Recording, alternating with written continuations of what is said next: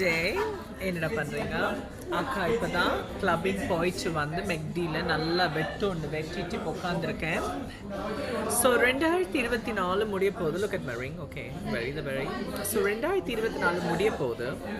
நானும் 2018 19 20லேருந்து ஒரே யோசனை தான். என்ன யோசனைனா, அடுத்த வருஷம் கிளப்பிங் போகக்கூடாது, ஆடப்பாட இருக்கக்கூடாது, வயசுக்கு ஏற்ற மாதிரி பிஹேவ் பண்ணணும், ரொம்ப சீரியஸாக இருக்கணும், ப்ரொஃபஷனுக்கு ஏற்ற மாதிரிலாம் நினைக்கிறது. என் விதி மாறாதுன்னு நினைக்கிறேன். இதே மாதிரி இப்படி தான் ட்ரெஸ் பண்ணிட்டு இப்படி தான் ஊர் சுற்ற போகிறேன்னு நான் நினைக்கிறேன். That's my life and I love it.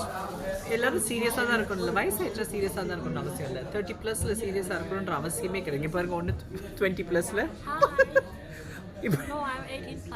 இந்த மாதிரி ஒரு ஆளோட சுத்துனேன்னா எப்படி நான் சீரியஸ் ஆவேன்? That's life.